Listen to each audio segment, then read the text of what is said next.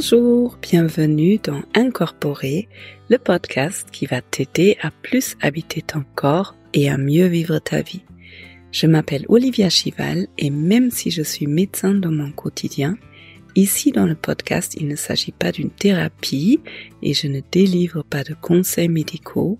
Il s'agit d'un espace où tu peux venir pour te recharger, pour trouver de l'inspiration, de la compréhension de concepts théoriques, mais surtout de la compréhension de ton propre fonctionnement pour que ça t'apporte de l'apaisement et de la joie. Bienvenue dans ce nouvel épisode que j'aimerais bien commencer avec une grande respiration.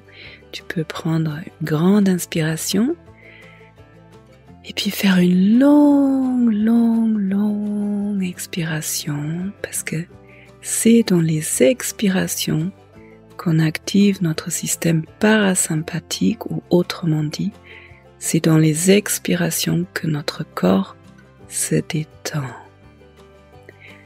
Bienvenue et merci pour tous vos partages et pour tous les commentaires que vous me faites. Et aujourd'hui, j'ai envie de partager un commentaire qui date déjà du début du mois, du début de l'année, mais il est tellement beau que j'ai envie de vous le lire. Bonjour Olivia, j'espère que ce début d'année t'accompagne avec autant de douceur que tu en offres et en rayonnes. Chacun de tes partages est précieux, encore plus précieux grâce au calme que tu nous communiques et nous invite à faire grandir dans notre quotidien. Mille merci pour tout ce temps que tu nous offres et cette bienveillance nourrissante. Merci beaucoup pour ce beau partage et merci pour votre confiance à vous tous de revenir et merci pour ta curiosité si tu viens pour la toute première fois. Et c'est joliment dit parce que c'est vraiment ça, avec ce podcast, j'ai envie de vous inviter et de vous donner aussi des outils et des astuces pour que vous puissiez faire grandir le calme, entre autres, mais surtout le calme dans votre quotidien. Alors aujourd'hui, j'ai envie de te proposer un épisode pour les grands changements, comment aborder les grands changements. Et j'imagine que ça peut se traduire ou ça peut s'utiliser aussi pour les petits changements qu'on veut mettre en place.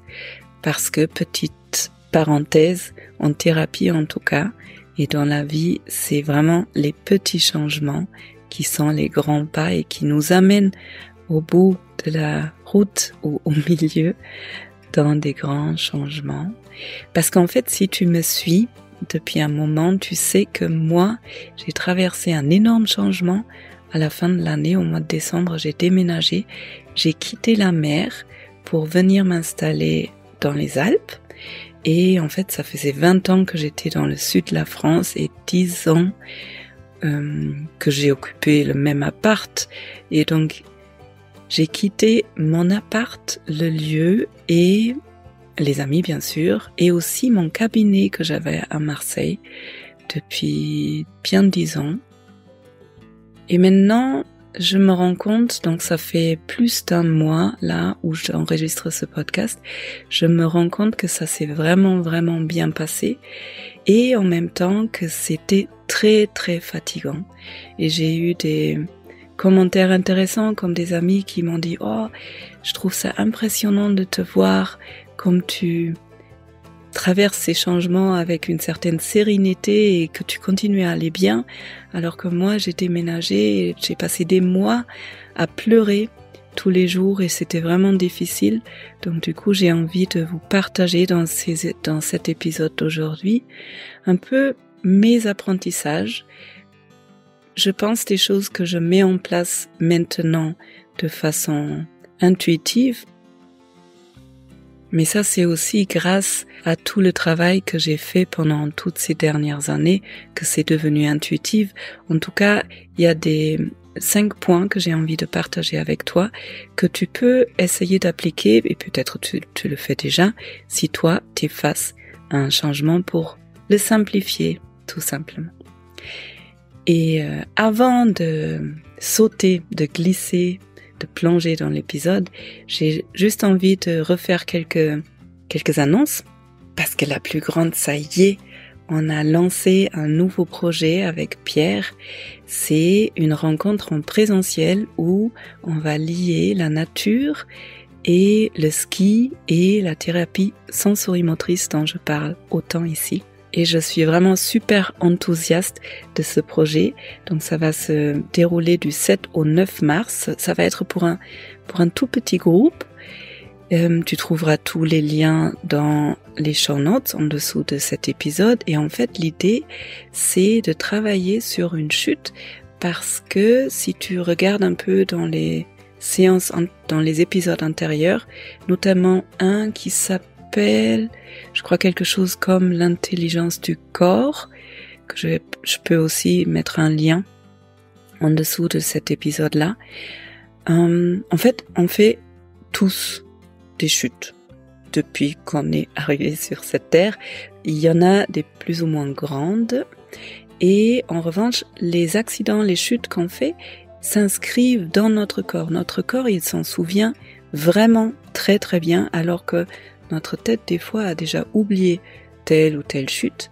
Et comme ces chutes laissent des traces dans notre corps, j'ai discuté cette semaine avec mon ostéopathe qui m'a dit, ou qui a fait une comparaison, comme elle travaille avec les fascias. Elle me disait, et oui, si tu fais une chute ou un accident, c'est comme cette nappe, vous connaissez ces nappes cirées là, et si vous mettez un truc chaud dessus, après c'est froissé et ça se défroisse pas. En tout cas, cette nappe, elle se défroisse pas et dans les fascias, c'est pareil. Donc, le corps, il s'en rappelle et ce qui fait que dans les mouvements de tous les jours, on est influencé et souvent c'est de façon hyper inconsciente. Et si on travaille, donc soit en ostéo ou certainement il y a d'autres pratiques dans le corps qui peuvent défroisser entre guillemets ce qui s'est accumulé ou ce qui s'est gardé dans les tissus, eh bien, ou en sensorie, on peut aussi défroisser en mettant entre autres l'attention là où l'accident a eu lieu, a laissé des traces. Bref, je me rends compte que je rentre dans un autre épisode, dans un autre thème. En tout cas, on va lier le ski et la thérapie sensorimotrice. L'idée, c'est de travailler sur une chute, d'accéder à des ressources et de mettre ça en application directe dans le stage, parce qu'on va faire du hors-piste, soit en rando, soit sur le glacier. Et les inscriptions sont ouvertes. Et en dehors de ça, je te rappelle juste qu'il y a aussi la possibilité de faire du yoga avec moi. En revanche, ce sera en Autriche du 26 au 9 mars. Puis il y a les séances de yoga en ligne les mercredis de 12 à 13 heures. Il y a ma sécurité intérieure qui va probablement réouvrir ses portes. Ce sera au mois d'avril, les 4 semaines avec moi. Et aussi, j'en parle pas trop, mais il y a la possibilité de faire des coachings 1 à 1, donc du coaching individuel avec moi. Et pour me contacter, viens me voir sur Instagram ou tu peux me répondre sur les lettres d'Olivia qui sortent tous les premiers du mois. Bon, mais là j'ai beaucoup parlé et je vais, avec tout ça dit, commencer.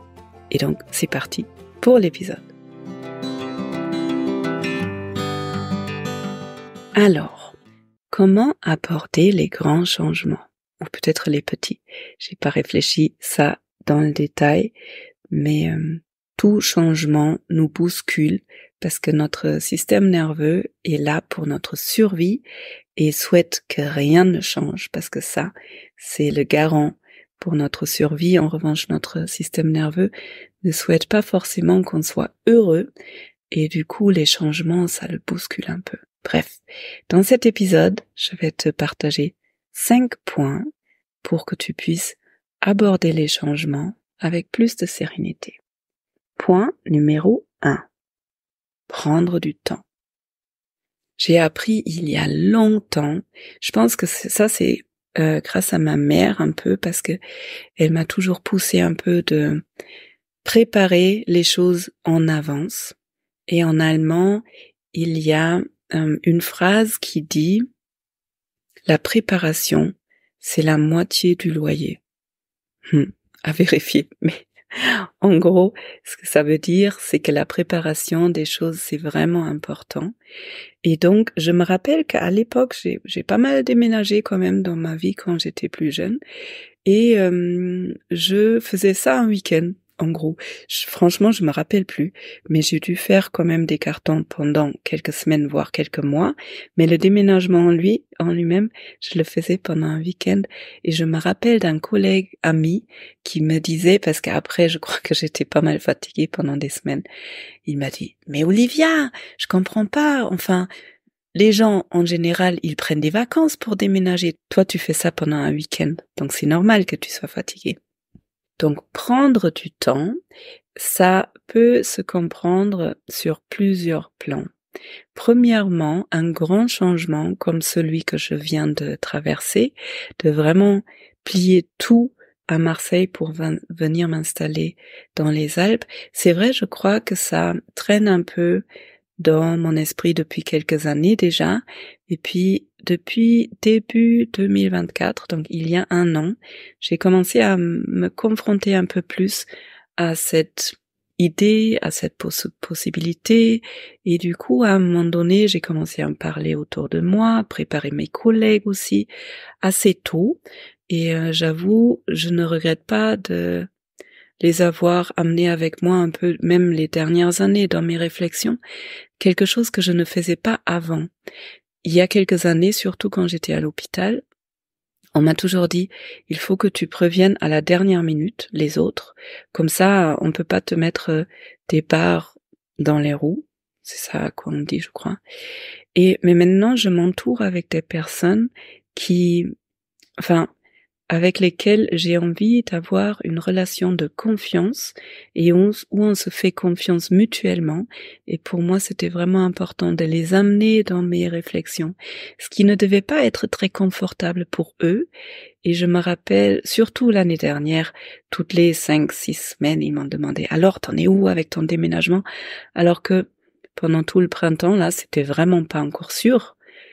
Mais au moins, eux aussi, ils pouvaient se préparer, on pouvait se préparer ensemble. Et puis, je crois fin du printemps, je me suis demandé qu'est-ce qui est plus important là, c'est de trouver un logement, c'est de trouver un cabinet. Et à un moment donné, je me suis vraiment mise en route pour chercher les deux jusqu'à décider, le cabinet c'est quand même le plus important. Et donc, en fait, j'ai tout fait pour. Je suis venue, je me suis baladée, je suis allée dans les mairies, j'ai appelé les mairies, j'ai parlé avec des personnes parce que j'avais vraiment envie de trouver un cabinet.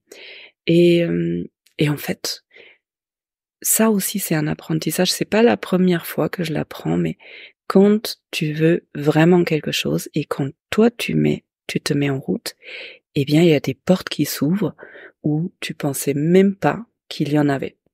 Et là, en l'occurrence, je suis allée dans une mairie, on m'a donné l'adresse mail d'une personne, qui m'a donné l'adresse mail d'une autre personne, qui m'a donné le numéro de téléphone d'une autre personne, et d'un coup, c'était hyper fluide, et j'ai trouvé un lieu pendant l'été qui m'a accueilli avec les bras ouverts et où je suis vraiment bien.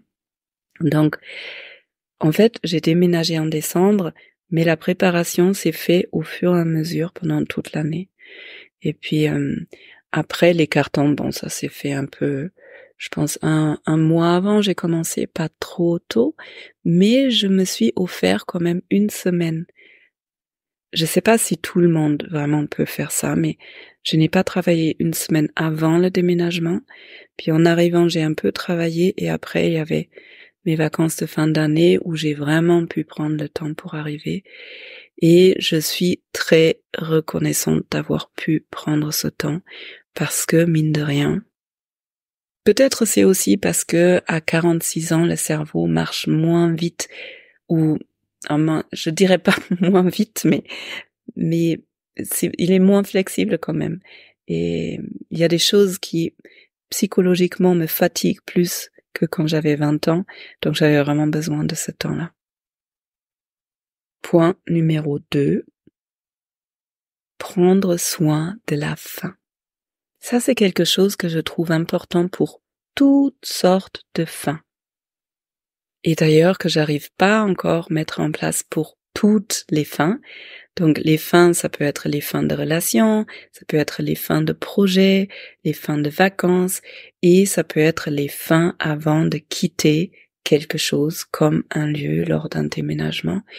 Et là, dans le mood de je prends le temps, quelques mois avant, j'ai commencé à me demander quelles sont les personnes que j'ai vraiment envie de voir encore une fois avant de quitter Marseille.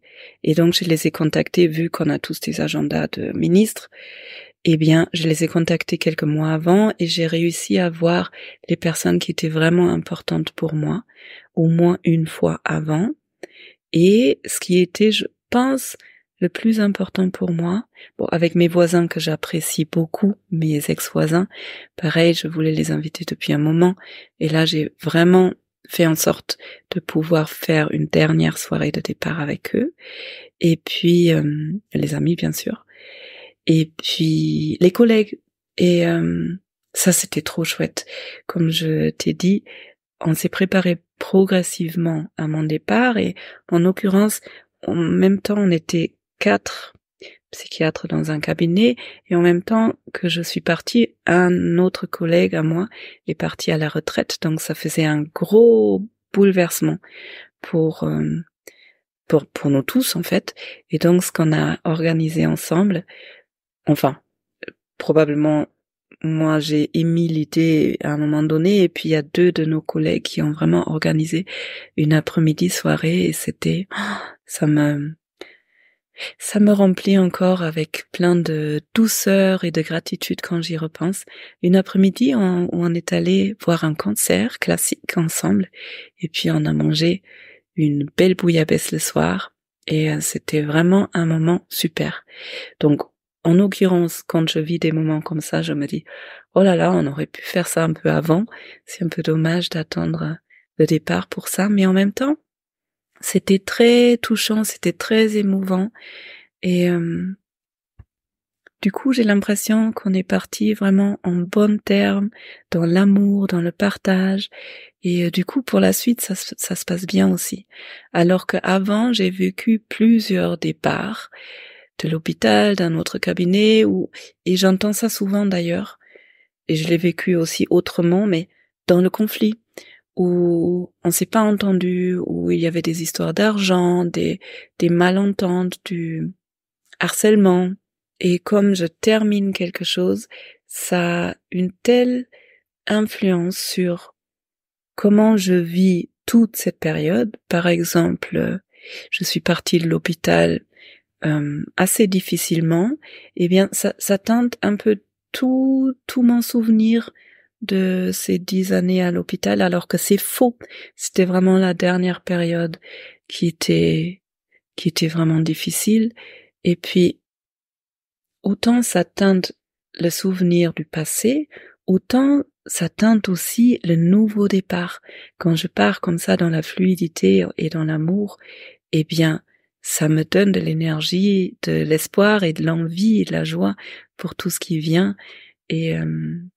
Et puis il y a toujours des moments où on est censé être en contact avec ceux qu'on a quittés. Donc, moi je pense que c'est chouette de prendre soin des fins pour mieux continuer. Et aussi mieux continuer ensemble, parce que de toute façon, on est tous tout le temps liés. Alors, je me rends compte que je parle beaucoup, le temps avance, je vais peut-être être un peu plus brève pour la suite. Point numéro 3, les amis sont importants. Ça, c'est quelque chose dont je me rends compte de temps en temps, et c'est quelque chose sur lequel j'ai encore du boulot à faire. L'investissement ou investir mes amitiés, parce que comme je suis pas mal occupée dans mon esprit et dans mon agenda, j'ai tendance à négliger mes amitiés, et c'est vraiment pas quelque chose que je vous souhaite, parce que c'est dans des moments difficiles où on se rend compte qu'on a vraiment besoin d'amis. Autant sur le plan pratique, par exemple, le déménagement en lui-même, heureusement, après, il y a toujours du monde quand on en a besoin, moi je trouve. Et d'ailleurs, c'est souvent des personnes dont on ne pensait pas qu'elles allaient être là. Et là, par exemple, il y avait aussi beaucoup de personnes du côté de Pierre qui sont venues autant à Marseille qu'ici nous aider physiquement, mais aussi des amis et des amis que j'ai de longue date. Et autant quand j'ai fait ma dépression, j'ai fait un grand tri dans mes amitiés, et je pense que ça parle à pas mal de personnes. Quand on va vraiment mal, on se rend compte des personnes qui sont vraiment là. Et on se rend compte aussi des fois que il y a des personnes qui sont pas là du tout quand on en a besoin. Autant là, pendant le déménagement, je me suis rendu compte qu'il y a des personnes qui sont là depuis hyper longtemps, depuis mon arrivée à Marseille, que j'ai investi quand même régulièrement, pas autant que j'aurais voulu, mais qui sont toujours là quand j'en ai besoin. Et c'est super, ces moments-là, pour me rendre compte de la fidélité, de l'amitié, de l'amour de certaines personnes qui sont là au quotidien dans ma vie. Et on est des êtres de lien, on a vraiment besoin d'être entouré. Et c'est un peu dans notre propre responsabilité aussi, autant de faire le travail sur soi, parce que les relations sont compliquées, parce que chacun est là avec ses propres bagages, autant aussi pour aller chercher le lien et pour l'entretenir. Point numéro 4, c'est un des plus importants, même s'ils sont tous importants, mais continuer les routines. Et ça, je pense que c'est un point qui m'a vachement aidé à travers cette période, parce que au final, j'avoue, c'est hyper déstabilisant. Même si le lieu où j'arrive, je le connaissais déjà, mais il y a tout qui change. En l'occurrence, chez moi, il y a mon boulot qui change, qui est un grand pilier. Il y a mon lieu de vie qui change, qui est un grand pilier. Il y a les amitiés aussi qui changent, parce que les amis qui étaient là, que je pouvais appeler pour qu'on se voit, même si c'était pas forcément hyper facile, mais maintenant ils sont beaucoup plus loin. Et puis il y a le quotidien qui change. L'appart, il est pas du tout fait de la même façon, les lieux sont pas les mêmes, la météo et le climat c'est pas le même, le trajet pour aller au boulot c'est pas le même. Enfin, il y a tout qui change. Il y a presque tout qui change. Moi, en plus, j'ai cassé un bout de ma voiture pendant le déménagement, donc du coup après j'avais une voiture de remplacement, encore heureux, grâce à l'assurance, mais il y a ma voiture, c'est vraiment un lieu, c'est un refuge. Je l'ai depuis tellement longtemps, cette voiture, et je me sens à la maison dedans, et même celle-là elle a changé. Bref, du coup je pense inconsciemment, parce que je le fais de toute façon rien que pour ma santé, mais j'ai des routines qui ne changent pas, comme ma pratique de yoga quotidienne, et ça me donne un vrai ancrage. Et les routines qui nous ancrent, ça peut être des heures ou des 10 minutes, ou comme c'est bien pour toi, comme toi t'as l'habitude.